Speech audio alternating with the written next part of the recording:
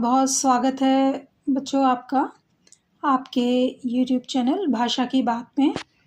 आज का वीडियो है सिल्वर वेडिंग, जैसा कि स्क्रीन पर आपको दिखाई दे रहा है। मनोहर श्याम जोशी जी द्वारा रचित ये पाठ है, लिखित ये पाठ है और सिल्वर वेडिंग के विषय में इसमें वर्णन किया गया है कि कैसे एक व्यक्ति जो अपने मौलिक जीवन या मौलिकता को लेकर के जी रहा है, मानवता को लेकर के जी रहा है, अपने पुराने रिश्तों से बंधा हुआ है, रिचुअल से बंधा हुआ है, समाज से बंधा हुआ है, वो किस तरह से जो उसकी फैमिली है, परिवार है, वो किस तरह से बिल्कुल उसके बियॉन्ड जाकर के, अपोजिट जाकर के उससे सोचता है और वो कहीं ना कहीं अपने आप को अलोन महसूस करता है, कहीं ना कहीं अकेला महसूस करता है। तो पाठ के सार के माध्यम से ही हम इस पाठ को समझेंगे। पाठ बहुत लॉन्ग है क्योंकि ये वितान की पुस्तक का है। इसमें से सिर्फ 3 पाठ आपकी बोर्ड परीक्षाओं में पूछे जा रहे हैं। एक सिल्वर वेडिंग है, जूझ है और है अतीत में दबे पाँव। तो हम आज सिल्वर वेडिंग कर रहे हैं, इसके बाद हम कंटिन्यूशन में नेक्स्ट चैप्टर्स लेंगे। तो चलते हैं अपने पाठ के मुख्य पात्र की मनोदशा के ऊपर, जिनका नाम है यशोधर पंत या वीडी पंत। ठीक है, चलते हैं पाठ के सार की तरफ।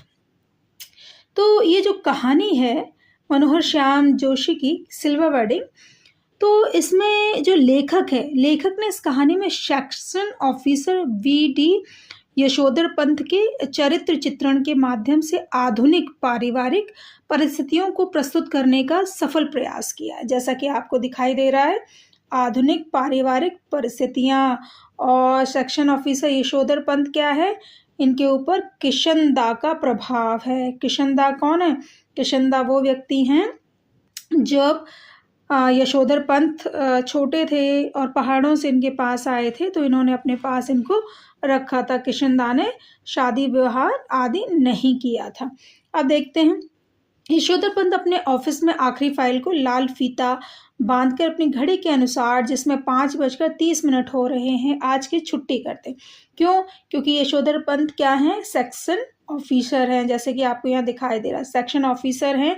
तो वो सारी फाइलों को जांच करके 5 बज चुके हैं और फाइलों को लाल फीते से बांध करके घड़ी में देख रहे हैं। और उनके अंडर जो कर्मचारी हैं, उनको भी उनकी वजह से 5 बजे तक दफ्तर में बैठना पड़ता है, सरकारी दफ्तर है। तो उनकी आदत है कि वे अपने कर्मचारियों की थकान दूर करने के लिए कोई मनोरंजक बात ज़रूर करते हैं। ठीक, मनोरंजक बात क्या है? क्योंकि सारे दिन आपने भी देखा होगा कि अगर ऑफिसर बहुत स्ट्रिक्ट है, बहुत ईमानदार है, तो जो निचले तबके के या निचले जो कर्मचारी हैं, उनको थोड़ी सी प्रॉब्लम्स होने लगती है। तो उसी तरीके से तो लास्ट में शाम के समय यशोधर पंत की एक आदत है जो उन्हें कृष्ण नंदन किशनदा पांडे से इस परंपरा में प्राप्त हुई है कि लास्ट में अपने कर्मचारियों से उनका हालचाल और कुछ चोहलबाजी कर ली जाए, जिससे कि उनका सारा गुस्सा, सारी थकान शांत हो जाए। चलते हैं आगे। अब क्या है इस पैराग्राफ की तरफ? यशोधर पंत बहुत ही गंभीर काम के प्रति ईमानदार और मिलनसार व्यक्ति हैं। कई बार छोटे कर्मचारियों द्वारा की गई जो गलती करते हैं, गलत बात को भी वे हंसी में उड़ा देते हैं। और दफ्तर की घड़ी में 5:25 हो रहे हैं, तो वे दफ्तर के अन्य कर्मचारियों की सुस्ती पर कटाक्ष करते हुए कहते हैं कि आप लोगों को देखा देखी सेक्शन की घड़ी भी सुस्त हो गई है। ये सब कहते हैं। अब उसी बातों बातों में क्या पता चलता है कि आज यशोधर पंत की शादी 6 फरवरी 1947 को हुई थी और सभी कर्मचारी यशोधर को बधाई देने लगते हैं, सिल्वर वेडिंग की बधाई देने लगते हैं। अब क्या है, यहाँ पर नए ज़माने, नई चीज़ों को फॉलो करते हुए जो व्यक्ति हैं, जो कर्मचारी हैं, वो क्या कह रहे हैं? Many happy returns of the day sir, आज तो आपका सिल्वर वेडिंग है और शादी के 25 साल पूरे हो गए। सेक्शन के सभी कर्मचारियों की इज्जत पर यशोधर बाबू ने 10-10 के 3 नोट निकाल कर देते हैं। सभी ने नहीं की थी, जो मिस्टर चड्डा थे उन्होंने की थी, वो थोड़े से न्यू जमाने के बच्चे हैं। जो अभी नए-नए यहाँ पोस्टेड हुए थे, तो उन्होंने की थी। तो सेक्शन ऑफिसर होने के नाते 10-10 के 3 नोट उन्होंने निकाले। बहुत पुरानी बात है ना बेटा, 10-10 रुपए की बहुत वैल्यू हुआ करती थी। तब यशोधर पंत को 150 रुपए महीना मिला करता था, तब उस समय की बात। तो बर्बाद करना किशनदा की परंपरा के विरुद्ध है क्या? चाय-पानी में बैठकर गपशप करके समय को बर्बाद करना किशनदा के बिल्कुल विरुद्ध। चलते हैं इस पैराग्राफ में। अब लेखक क्या कहते हैं?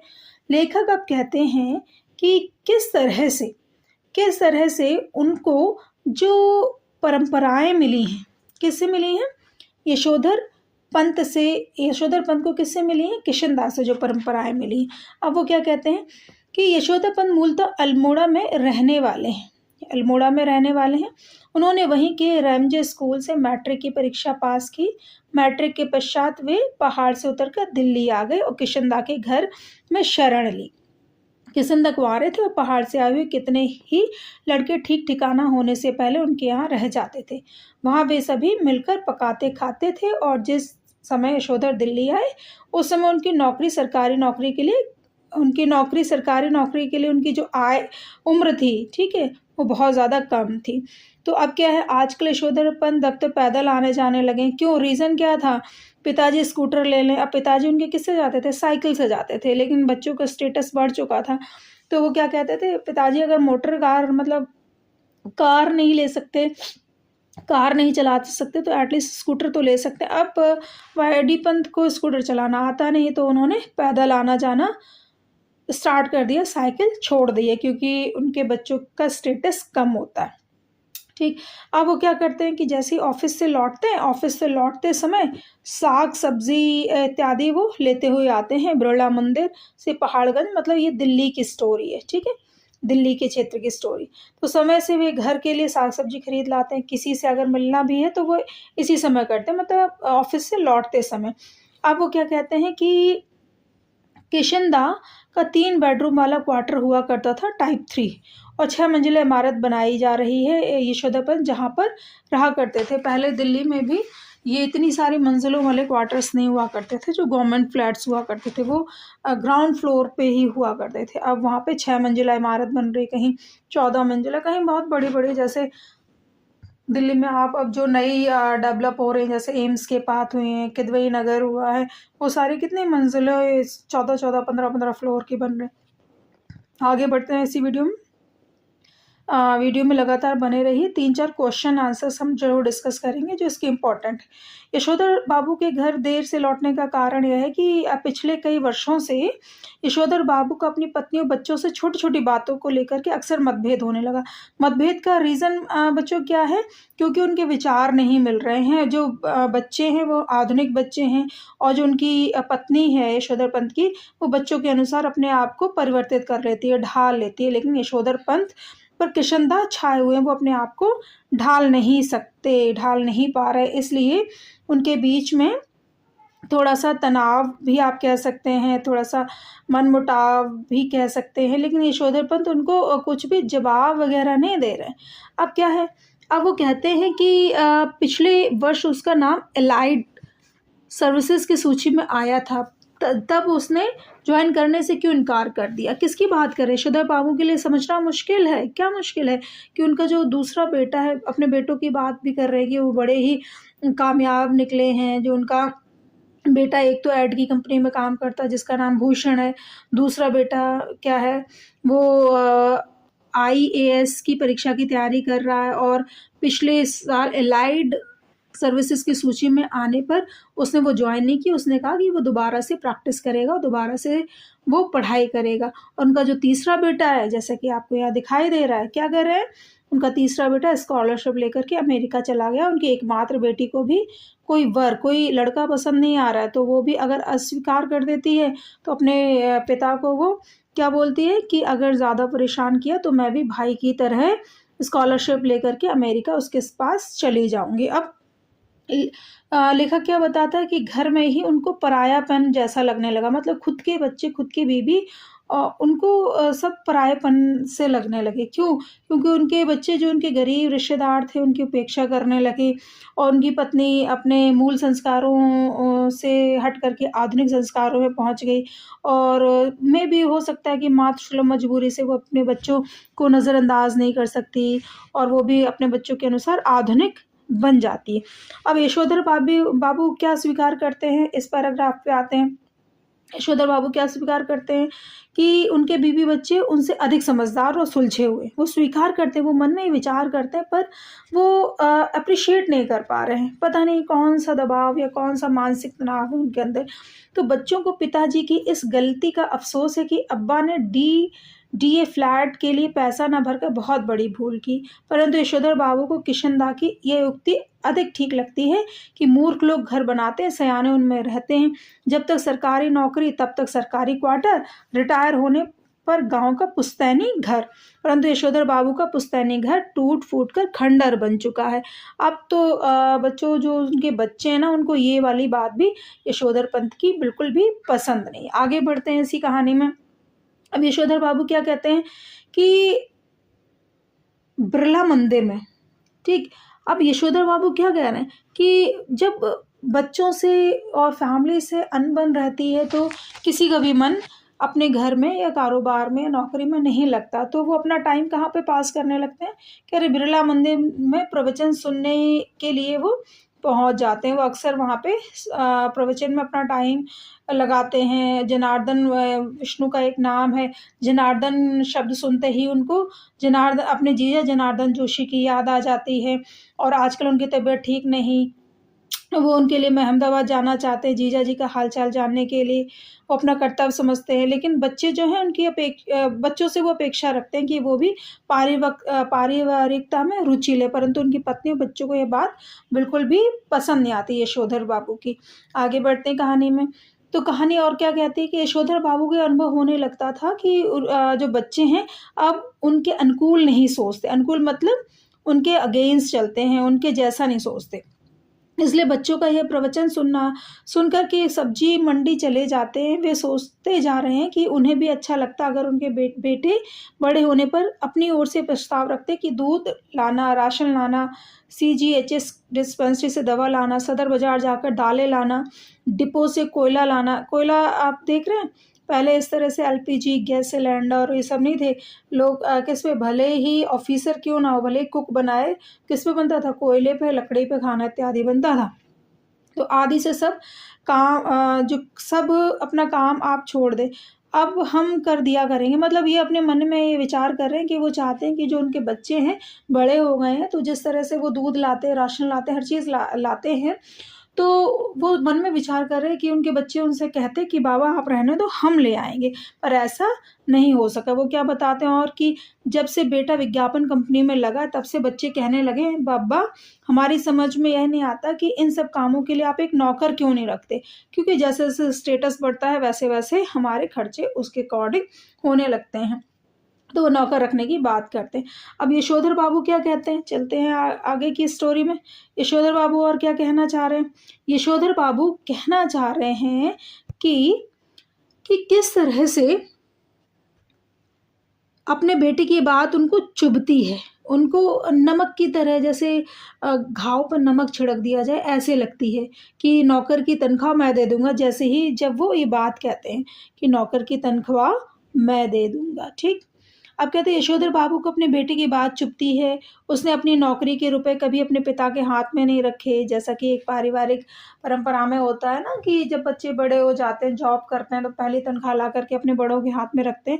लेकिन उसके जो बेटा है भूषण, उसने कभी भी पिता के हाथ में तनख्वाह नहीं रखी। अकाउंट ट्रांसफ़र द्वारा सीधी बैंक में चली जाती है जो पैसा है, सैलरी है, वो सारी। अब वो टीवी लेकर के आया है, तो वो हर चीज़ को लिए कहता मेरी टीवी, मेरा सोफ़ा, मतलब घर किसके नाम से है? यशोधर पंत के नाम से है। और सारी चीज़ें वो अपने अकॉर्डिंग, जो भूषण है उनका बेटा है, वो अपने अकॉर्डिंग सारी चीज़ें एडजस्ट करवा रहा है। उसकी जो माँ है या पत्नी है जो भूषण की सॉरी जो यशोधर पंत की पत्नी है, वो क्या कहती है कि आप भी बच्चों की तरह क्यों नहीं बदल जाते? लेकिन यशोधर पंत बिल्कुल बदलने के लिए तैयार नहीं है। घर पहुँचते यशोधर बाबू को एक बार तो लगा कि वह किसी अब इस पैराग्राफ में क्या बता रहे हैं, जो उनका पुत्र है उसके पुत्र ने क्या किया, जैसे कि ऑफिस में उनके हुआ था, कर्मचारियों ने हिसाब लगाया कि सिल्वर वेडिंग है, तो यशोधर बाबू के पुत्र भूषण ने, जो बड़ा बेटा है, वो क्या किया, पूरे घर को सजाया हुआ था झालरों से, गुब्बारों से, और उसके गेस्टों को बुलाया हुआ था। गेस्ट आए हुए थे कि आज बाबूजी का हैप्पी एनिवर्सरी है, सिल्वर वेडिंग है। तो जो यशोधर पंत है वो इन सब चीज़ों से बहुत दूर भागते थे, और दूर भागने की वजह जो भी रही हो, चाहे किशनदा उनके ऊपर उड़े रहे हैं, या चाहे उनका पारिवारिक परिस्थितियाँ रही हों, जो भी रीज़न रहा हो, तो वो ये सारी चीज़ें देखते हैं और वो छुप जाते हैं। कहते हैं ये शायद किसी और के घर में है, लेकिन जो पीछे से वो देखते हैं तो भूषण अपने बॉस को विदा कर रहा है। बेटी को वो जीन और बिना बाजू का टॉप पहन रखा है, और ये सारी चीज़ें भी उनको नहीं पसंद, आधुनिक कपड़े उनको बिल्कुल नहीं पसंद। कह रहे उसे ऐसे कपड़े से कई बार मना किया, लेकिन वह इतनी ज़िद्दी है कि ऐसी वेशभूषा को मानती है, ऐसी वेशभूषा को पहनते हुए माँ भी उसकी ही साथ देती है। अब वो माँ क्या करे, वो बच्चों के अनुसार ही ढल गई। जब कार वाले विदा हो गए तो यशोधर बाबू घर पहुँचे। ठीक है, घर पहुँच करके यशोधर बाबू ने क्या किया, बेटे ने झिड़की सी सुनाई, झिड़की मतलब ऐसे ना गुस्से से, नाराज़गी से झिड़की से, बब्बा आप भी हद करते हैं, सिल्वर वेडिंग के दिन 8:30 बजे घर पहुँचे, अभी तक मेरे बॉस आपकी राह देखते रहे। शर्मीली हंसी के साथ यशोधर बाबू बोले, हम लोगों के यहाँ सिल्वर वेडिंग कब से होने लगी? जब से तुम्हारा बेटा कमाने लगा। मतलब भूषण ना हर बात में टॉन्ट करता है कि जब से तुम्हारा बेटा कमाने लगा। मतलब ये नहीं कि जो पिता है, पिता को थोड़ी सी तसल्ली इत्यादि दे। ये है आपकी सिल्वर वेडिंग का सार।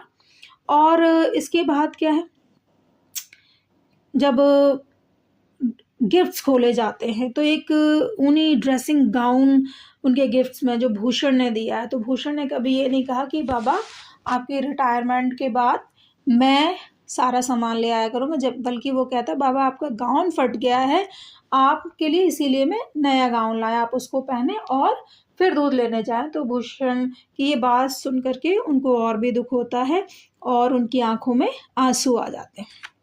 ठीक है, अब चलते हैं प्रश्नोत्तरी की तरफ। 2-3 प्रश्न ही डिस्कस करेंगे, 1-2 स्क्रीन पे आपको दिखाई दे रहे होंगे। जैसे यशोधर बाबू की पत्नी समय के साथ ढल सकने में सफल होती है, लेकिन यशोधर बाबू असफल रहते हैं। बच्चों ये प्रश्न ज़रूर आप पढ़ लीजिएगा। स्क्रीन पे आपको दिखाई दे रहा है कि यशोधर बाबू सचिवालय में, यहाँ से स्टार्ट करेंगे। सेक्शन ऑफिसर हैं, वे अपने काम के प्रति सचेत एवं समय के पाबंद हैं।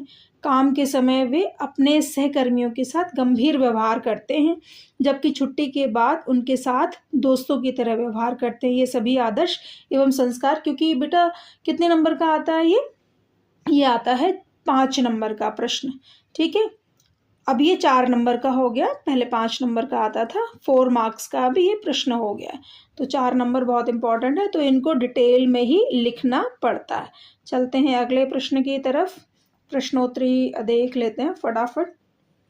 एक प्रश्न और है कि समहाउ इम्प्रॉपर वाक्यांश का प्रयोग यशोधर बाबू हर वाक्य के प्रारंभ में तकिया कलाम की तरह करते हैं। इस वाक्यांश का उनके व्यक्तित्व और कहानी के कथ्य से, कहानी का कथ्य का मतलब क्या है, कहानी का कथ्य जो कहा गया है, ठीक है, जो बोला गया है उसके विषय में बात कर रहे हैं। ये वो कब कब करते हैं, जब भी उनको चीज़ें समहाउ इम्प्रॉपर मालूम होती, ये तकिया कलाम है उनका, कि मतलब ये क्यों जुमले का प्रयोग करते हैं। उनके व्यक्तित्व में जुमला पूरी तरह फिट हो गया, वे यदा कदा इस वाक्य को ज़रूर बोलते हैं। जब भी यशोधर बाबू को तालमेल नहीं बैठा पाते उस समय ये वाक्य बोला करते हैं। 1-2 और प्रश्न देख लेते हैं बेटा। देखिए आपको दिख रहे हैं कि यशोधर बाबू की कहानी को दिशा देने में किशनदा की महत्वपूर्ण भूमिका रही है। आपके जीवन को दिशा देने में किसका महत्वपूर्ण योगदान रहा। ये वाले जो क्वेश्चन ये मोल्ड करके पूछे जाते हैं, इसको भी पाठ के संदर्भ में बेटा आप किशनदा यशोधर पंत को लेंगे ही लेंगे, और आपके जीवन को दिशा देने में किसने प्रयास किया या किसको देख करके आप मोटिवेट हुए, ये सारी चीज़ें आप इसमें लिखेंगे, क्योंकि प्रश्न का मार्क कितना है, 4 नंबर। ठीक है, चलते हैं एक और प्रश्न की तरफ।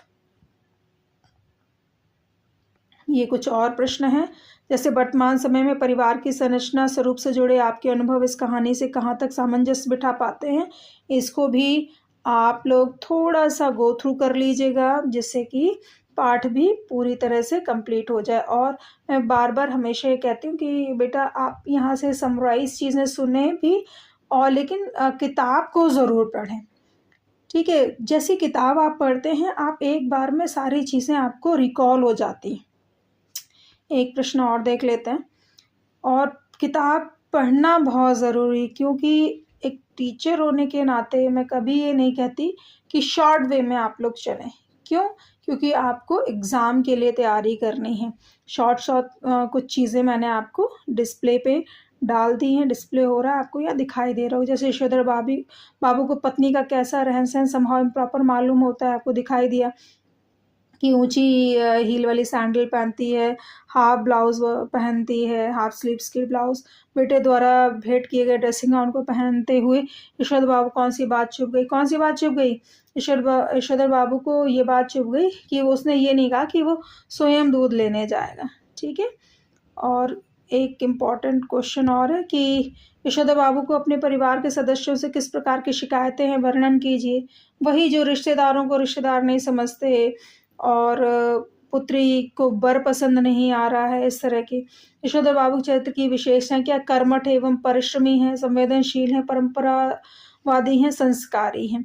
इसका डिटेलिंग आप कर लीजिएगा। वीडियो बहुत लंबा हो जाएगा, इसकी वजह से मैं आगे नहीं कर रही हूँ। बहुत बहुत धन्यवाद। Thank you for watching video बच्चों।